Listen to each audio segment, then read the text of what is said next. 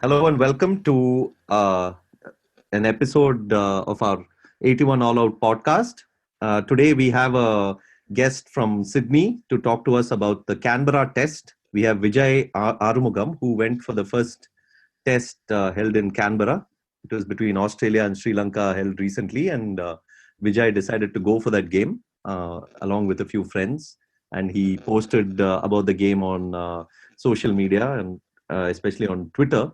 So we thought we'll get Vijay on the podcast, and along with me, there's also Mahesh Seturaman, who is also travels around the world to watch Test cricket. He recently was at Perth for the India-Australia Test, and Mahesh will be here to chat with Vijay as well. So welcome, guys. Welcome to the pod.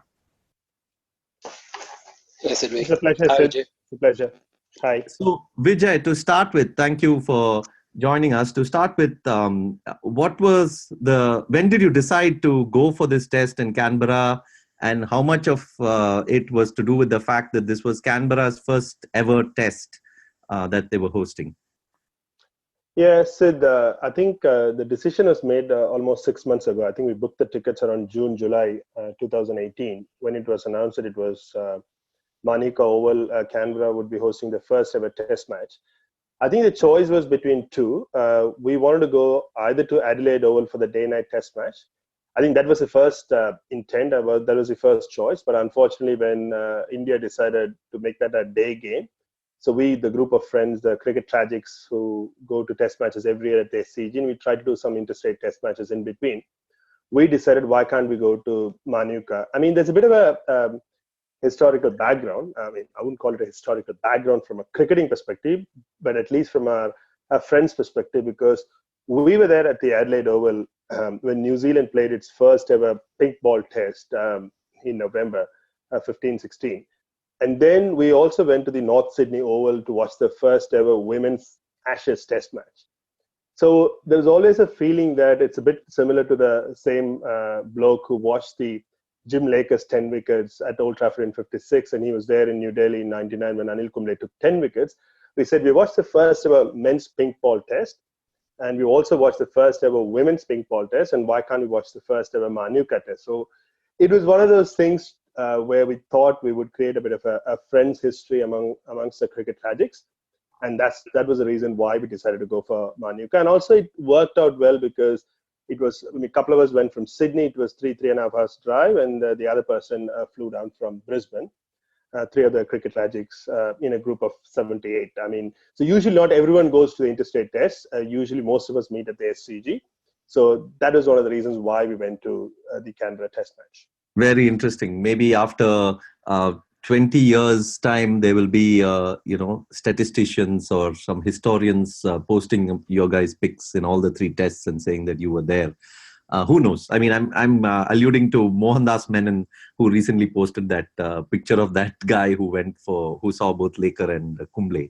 And also, just to add a bit of a historical perspective, every time I've driven from Sydney to Canberra, whether it's a family or with somebody, I'm always reminded of that infamous coach trip in 2007-8, from the famous 2007-8 Sydney Test match, the hotel in the CBD in Sydney. The Indian team's bus the shuttle was waiting before all those issues were sorted out regarding Monkey Gate. So then the Indian team took that infamous trip to Canberra. It was delayed, the trip. So, I mean, look, me being a tragic, I've always thought about it whenever I've ever driven to Canberra from Sydney. In fact, I was there in Sydney at that time. That was the only time I was in Australia. I was there for that tour, and I remember there were a few journalists who actually went to Canberra as scheduled because they just assumed that the team would go too, and they didn't realize that matters would escalate to the extent they did. And somehow, for me and a few others, I guess it was just some kind of a gut feel, and we felt that we spoke to the manager, and he was indicating that maybe the team was thinking of kicking up a fuss about what had happened. And so we said, okay, maybe we'll get some, we'll wait for the team to go, and then we'll sort of follow them. And it so happened that for the next few days, they just stayed put in Sydney.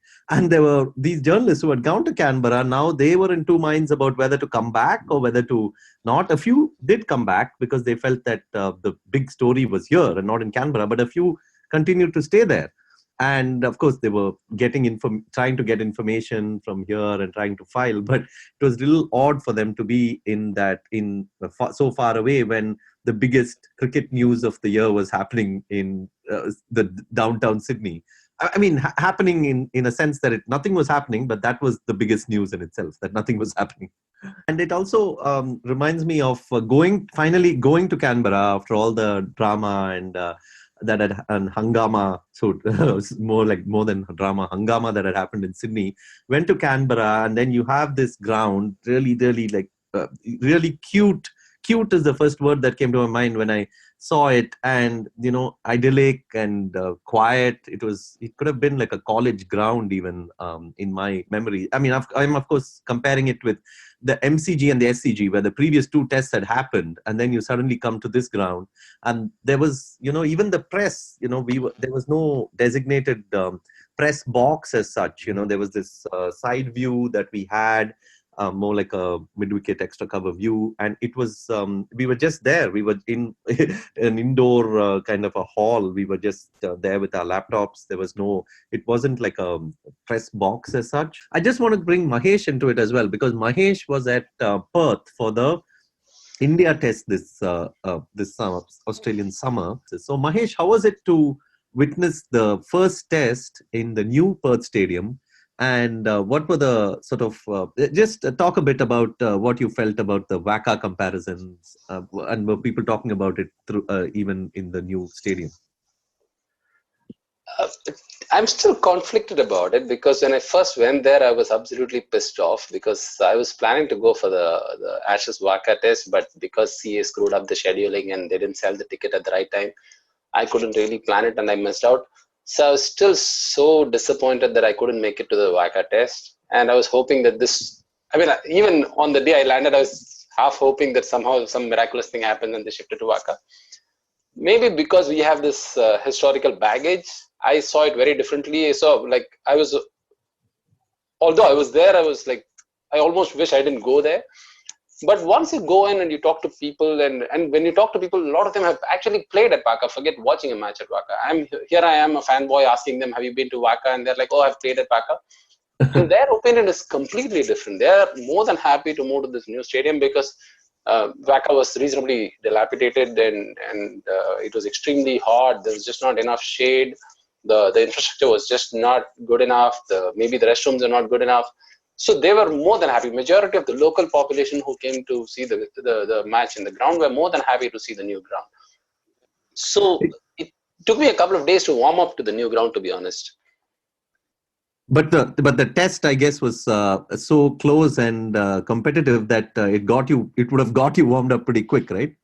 Easily, because the wicket was fantastic, right? It's probably one of the best test wickets I've seen in a long, long time.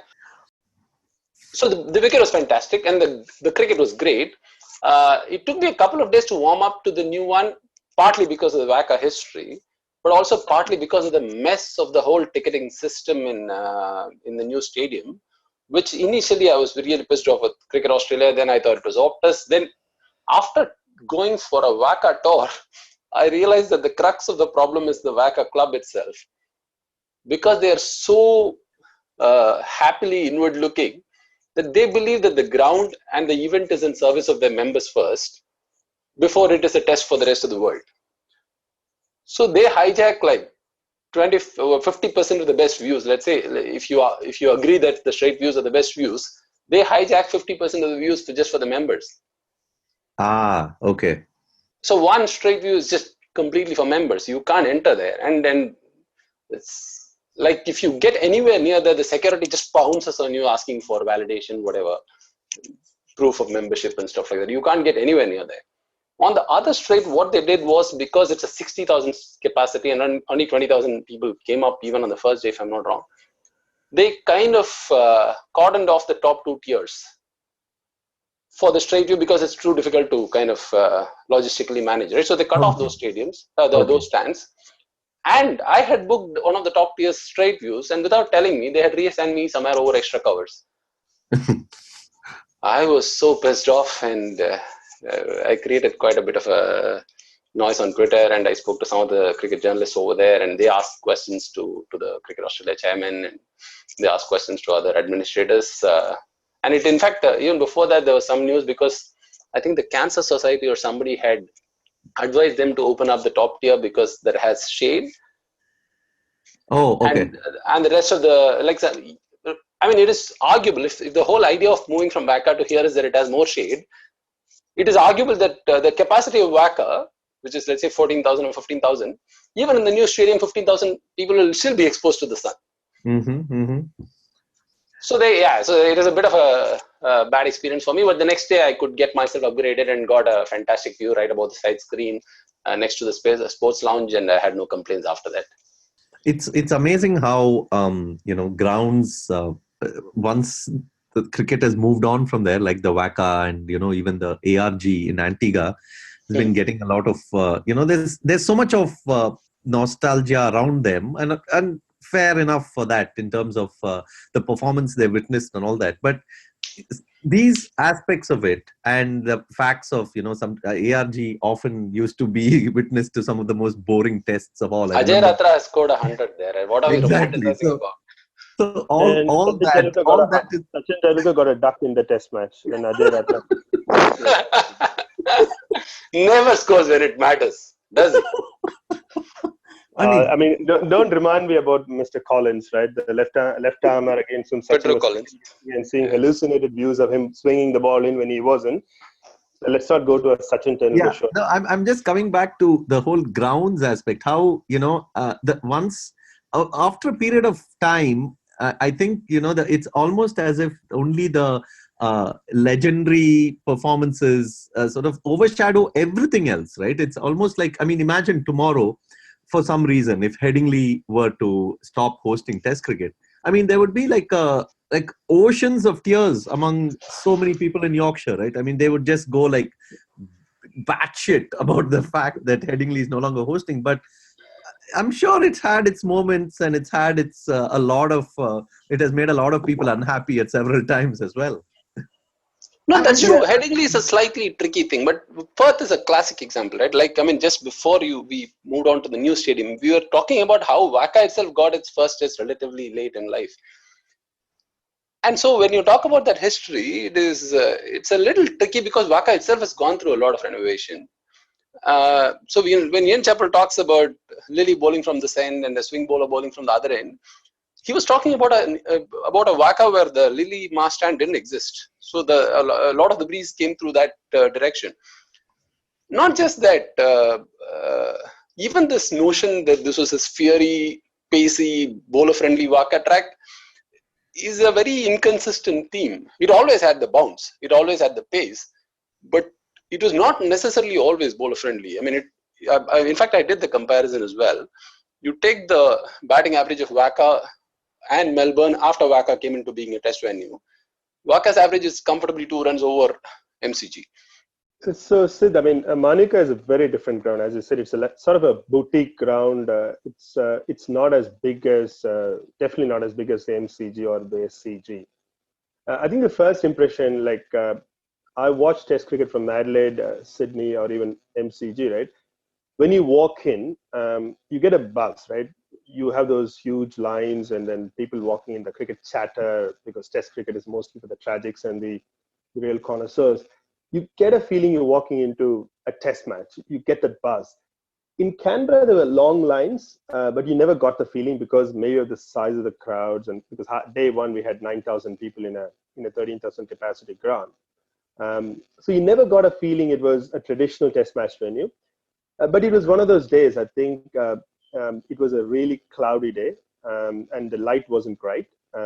So it was a bit chilly. I mean, for a February start, I mean, Canberra can get cold. So it had a bit of an English feeling or a New Zealand feeling when we walked in because it wasn't sunny and Australia lost a few early wickets.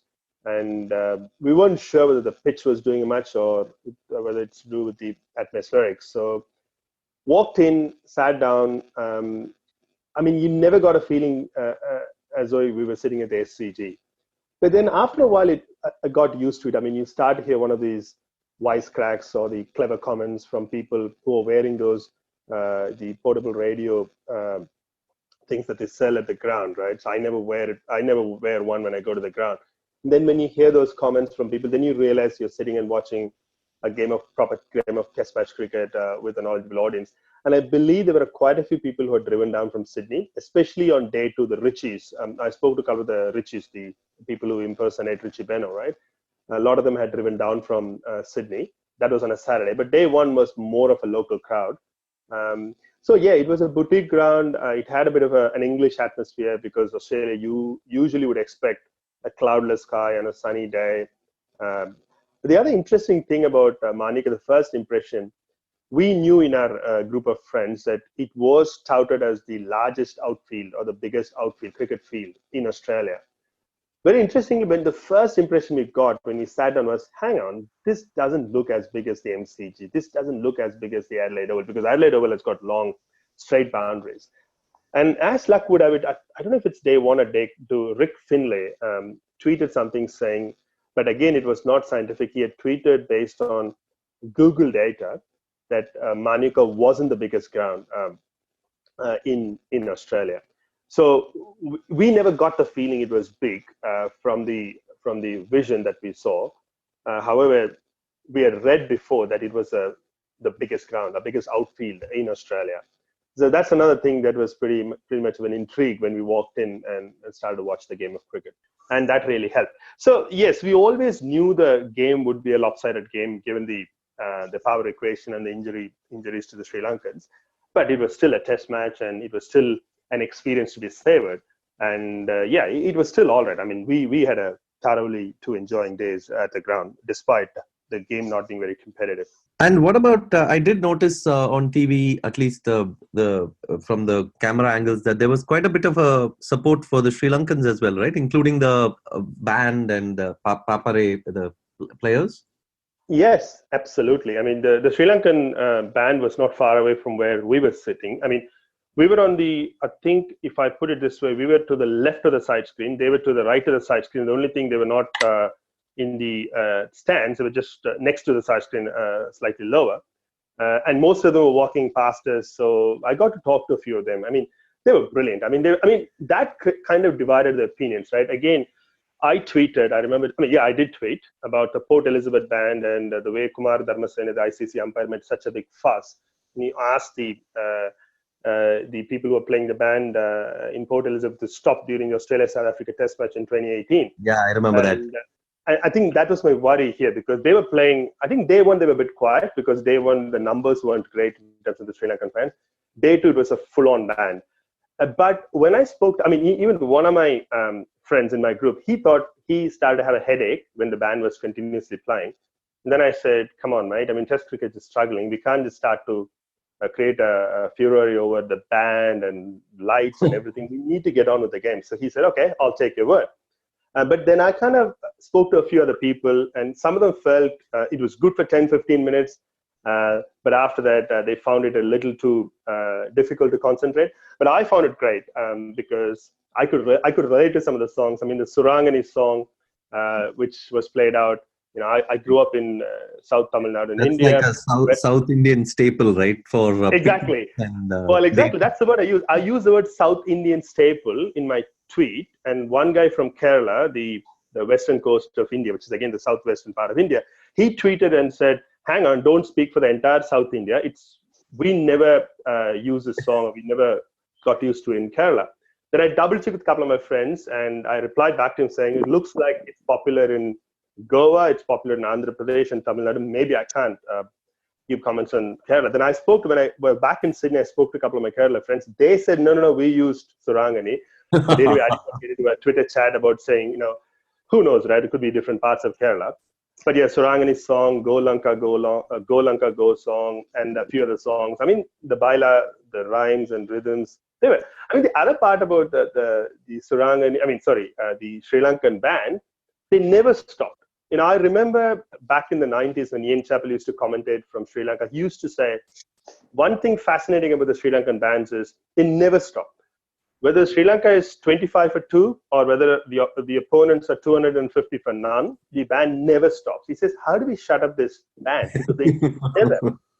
But that was true, because when Karunaratne incident happened, I got a little mad because he was flat on the ground and everybody was concerned on the ground. There was a bit of a hush, quiet silence, and the band was playing for the first few minutes. So I said, hang on, you can't be that insensitive when someone is down on the ground. Stop the damn band. They didn't. Then they realized that after a while, and I think probably they played 1 or 2 songs and they stopped it. So it's one of those infectious things. They never stop. They have a bit of a gala time, and it's a good mix of youth and men and women. And they were in the sun, out in the sun. It was second day was reasonably warm. I don't know where they get the energy from. Wherever they get it from, good luck to them. They really, really brought a lot of color. I enjoyed it, but a lot of other people felt it was a bit of a distraction. And luckily, or thankfully, the umpires didn't stop the ban as they did in Port Elizabeth a few months ago. I've been to a lot of Indian cricket games. Indian fans can't sing, but they have enough, what do I say? Jitendra by Jitendra. Exactly. So they have these good one-liners which can be spread around. But well, they have the Rishabh Pant song now. Yeah, except this Aussie, Aussie, Aussie, oi, oi, oi, which became popular during the Sydney Olympics. They don't have much to add. So what happened? They were like, they do sing that wanker thing in a rhyme, right? Well, he's the wanker, whatever. Yeah, I think Hadley is a wanker, which was very famous at the MCG. Then Callis, now Kohli is a wanker. I mean, that goes. I mean, they did that to Sachin as well, but it's just that it never comes out in the media.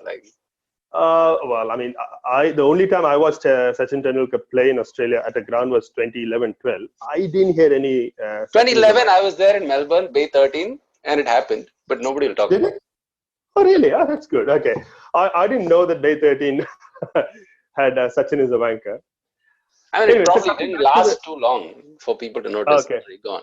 Okay. So coming back to that, so a couple of these young Aussie fans who were in front of us must be uni kids. They wanted to have a bit of fun, and they knew that they were not getting it. They tried to get this Aussie, Aussie, oi, oi going. It wasn't going anywhere except one or two instances.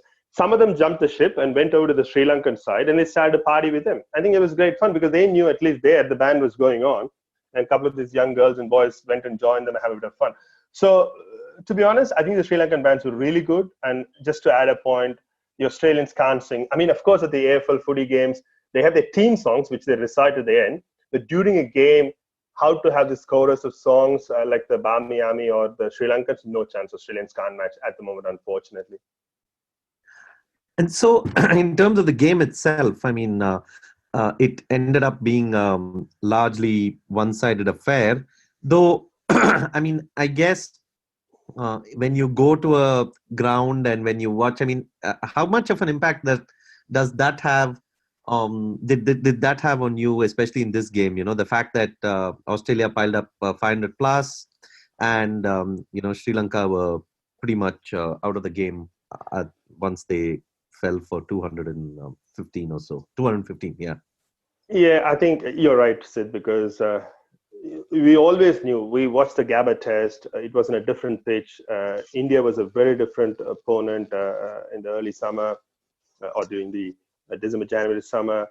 And Australia, plus Sri Lankans were badly depleted in terms of the injuries, right? Like in between Gabba and Canberra. Yeah, I think their first choice for 3 or 4 of their main players were out, right, for the second test.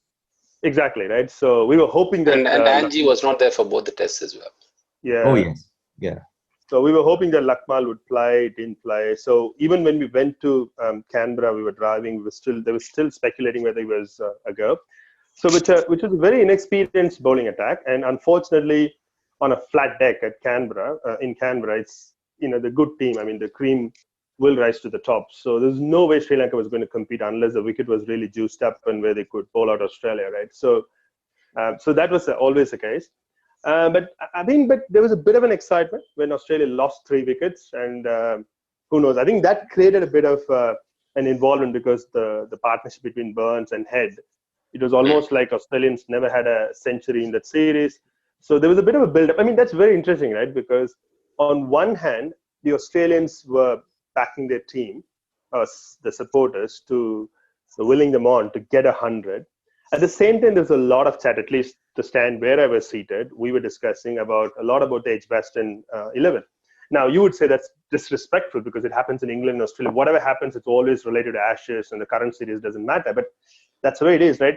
So we were talking about, like, I think even before lunch, we were talking about whether Travis Head was good enough to get runs at Edgbaston, whether Burns will be the opener if Warner was back. So kind of those kind of conversations started to come. So even when the hundreds arrived, it was a relief, absolute relief, because people thought, hey, finally we got the monkey off our back. But still, there was a lurking suspicion that this wouldn't be good enough against Anderson and Broad with a juke ball in the English summer. So it was sort of a bittersweet thing. They were relieved. The spectators were relieved to see the runs being piled. But I think, again, that is another story, right? When Curtis Patterson was getting runs, I think it was day 2, his parents were put on the screen. I even remember putting a picture of his parents on tweet. And then, like, when he got the 100, the celebration, so it was great for the families and the young players. But the crowd, I think the other factor, Sid, had this test been played at ACG or MCG, would have been different, right? Again, Manuka had the novelty of being the first test. For them, it doesn't matter whether it was a close test match, whether it was a Bangladesh or a Sri Lanka or a Zimbabwe. They are witnessing test cricket for the first time, and probably some of them are watching for the first time. So I think that novelty was there. Actually, Vijay, I wanted to come to your point and come to what you brought up, especially given that you've been living in Australia now for maybe over a decade. And this is something I both envy as well as feel very, I feel it's quite laughable to a certain extent, is how both the English and the Australians are so obsessed with the Ashes, man. I mean, 6 months down the line, you're picking 11 for Edgbaston. 6 months down the line. I mean, you're talking about IPL, World Cup. Anything can happen in those 6 months, right? I mean, guys can, like, whole careers have started and finished within 6 months. I mean, so it's amazing how what is this obsession about? And as an Indian who's living there now, is that something that puzzles you, or is it something you've got used to? I mean, if a colleague at work comes and starts talking about the Ashes, what's your reaction like? You're like, what the hell, man? So, a great question, Sid. I'm a big Ashes tragic. Let's put it that way, right? So I've grown up, I grew up in India for the first 20 odd years in my life, 25 plus, having watched a lot of Ashes from India. I've been Ashes tragic because first I'm a test match tragic, and one of the regrets for me, it's almost a bit of a sour grapes for Indian fans because we don't have an equivalent of an Ashes, right? We don't have an India, Pakistan, whatever you call it, a trophy that can be played every 4 years, every 2 years on the other soil, or we don't have those rivalries. I mean, Border Gavaskar is there or thereabouts between India and Australia, but that's a very new rivalry, right? That started in '96, probably picked up a bit in the early 2000s. So this is something that's been there from 1877. As you rightly said, the legends, the myths, and also as Ian Chappell or so many other people have said, the first thing most Aussie kids are taught at their backyard cricket, don't lose to England. You can't lose to the Poms, as they say colorfully, right?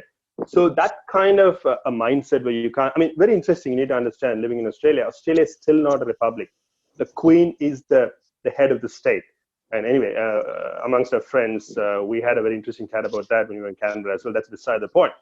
So there's so much history behind it. And to me, I don't mind talking about the Ashes. So I'm a different person. I love to talk about the Ashes. To me, that's where the histories are made. One of my first ever cricket stories that was told to me by my mother when I was very young was Godfrey Evans getting 100 in the same session, and also the lightning quick bowling by Tyson at the MCG and SCG back in 54-55. And also, so I've heard a lot of Ashes stories growing up. So I'm never faced by the Ashes stories. In fact, I would love to indulge in that. Yeah, I mean, Mahesh, you want to chip in with something? I know you have some thoughts about. No, but I mean, personally, for me, I grew up in that generation where we were watching all cricket. I was watching Zimbabwe, New Zealand with keen interest as well. So we were watching Ashes with some stakes. But it's just that I grew up during that Mark Taylor era where there was a serious debate on whether Ashes should be a 5-test series at all, given England are so not in the contest at all. So this whole notion that it is a very It's been a great rivalry over centuries. Is a myth that can be cut down to size in 5 minutes. That's fine. I mean, why a certain cricket ecosystem is insular is a different point. England can be insular about whatever they like. Australia can be insular about cricket only in summer. India can just lose themselves over a couple of victories over Pakistan and forget about the rest. That's not the point. As larger cricketing, whatever, as cricket tragics, if you would like to call yourself, why is this obsession about Ashes? I don't get it. What is about, especially from an Aussie perspective, because I grew up in that generation where I didn't see Australians talk about Ashes. I only saw English talk about the Ashes. It is only post 2013 that I've seen, or I would say 2009 probably was the starting point, when I saw Australians migrate to this Ashes campaigning for 4 years or 2 years. Am I right in saying that? No, I mean, so Mahesh, I have not lived. I mean, I moved to Australia in 2008, so I've not lived in Australia before 2008, so I can't comment. But having spoken to a lot of Aussies here, I mean, my friends who have been following cricket for 30 odd years, and I've spoken to a lot of people, Ashes has always been big. Okay, let me give a slightly different example, right? So the West Indies was a big Australian obsession throughout the 80s. If you remember, this was before the FTPs, the ICC, what was scheduled tour programs, right? Future FTP, test program. Future FTP, test program, yeah. Future test program. So they used to invite West Indies every year. When I say every year, I mean, they used to have those World Series, Benson Hedges World Series, Triangular Series, and West Indies would be there every year.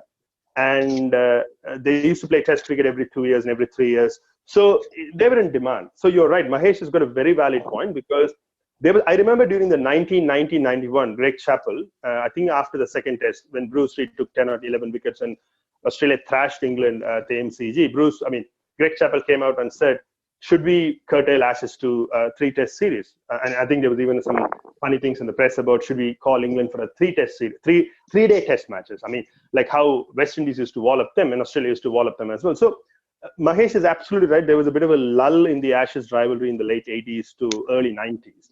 But I think till 2005. West Indies was a very big obsession for Australia because the Frank Worrell was a very big thing. But ever since 94-95 happened and Mark Taylor's team went and beat them, and then they started to beat them, and that interest quickly went away. Then South Africa meant for a while, and then South Africans were thrashed as well. So in a way, I mean, of course, there was a time when even both Shane Warne. Sorry. Just to focus a little bit more on the South Africa thing, because it's always fascinated me. Australia had the measure of South Africa only to the extent of the fact that they went to South Africa on one series, but they were all very competitive series. And by any yardstick, Australia, South Africa has sustained great cricket over 3 decades now. That England, Australia has probably not done over 80 years. And India, Australia too, in the over 2.5 decades, right? Yeah. No, I think, Mahesh, to your point, yes. Okay, let's look at the South African series, because I'll still come back to my West Indies point and what I wanted to make. Talking about South Africa, yes, the first series when they went there with under Alan Border was a draw, 1-1 draw. 96-97, Taylor's team thrashed South Africa. Then Steve Waugh's team thrashed South Africa. So they were like quite, I mean, then similarly when they made, I mean, the return trip was more competitive in the Adelaide Oval Test match when Mark Waugh had that, 100 where he handled the ball and, the ball hit the bail and umpire didn't give him. There were some controversies, right? So there was a time with Warne and McGrath, Anthony Taylor and Steve Waugh, Australians were really, really on top. But yeah, some of the games, and then it got closer, and now the South Africans have won 3 consecutive series in Australia when Australians have kind of gone downhill after Ponting or even during the Ponting era. Now, coming back to the point I was trying to make is, even during the India, when, as Sid pointed out, when India, the 2001 in India, and then when India drew here under Saurav Ganguly, there were a few talks from both Shane Warne and Adam Gilchrist saying maybe now Indian series is the most premier one compared to the Ashes, even better than the Ashes. But I remember Ponting in one of those interviews said, no, Ashes will always remain the #1 series for Australia. It doesn't matter what the state of the series was. So we have heard some views, but my hypothesis based on this West Indies obsession for a while, South African, a bit of an Indian obsession, is all these people have created, all these countries or rivalries have created a bit of a spike in the interest, but the Ashes has always outlasted. I think the 2005 Ashes, I know many people have different views about it. Let me give an example. Like 2005 Ashes happened. The Australians were frustrated how they lost the Ashes to late swing, etc., etc. But the 2006-7, the return Ashes, when it was announced, I was not here, but I was told very clearly, and I've spoken to people as well, within 30 minutes, tickets were sold out for the entire first 4 days. 30 minutes. They opened the ticket counters or online. 30 minutes, I mean, day 3, MCG had about 79,000 people for an Ashes test. So you need to understand the pent-up emotion people had for Ashes, how to beat it. And I was here when Ashes were regained under when Mitchell Johnson won. I remember how many people high-fived in the offices saying, the urn is back. So I think you need to understand the historical baggage. As I said, right, there is no India-Pakistan, India doesn't have an equivalent rivalry in sports. And again, Ashes is a pure... That's because India were never allowed to the party, right? Only post 96 we have come to the party. Even to have a regular test series with Australia, we had to get the whole financial muscle plus Sachin Tendulkar to get even. So we couldn't have a rivalry because we were not given a chance. Anyway, so yeah, that was a fantastic episode of our podcast at 81 All Out. Spoke about the first test at the Manuka Oval in Canberra and the experiences of Vijay's experiences of watching the test there, also of watching games in Perth and the new stadium in Perth where Mahesh had gone for the India-Australia test, and watching cricket and talking about cricket in Australia in general. So thank you so much to both Vijay and Mahesh for joining in this pod, and hopefully we can do something on similar lines at a future date.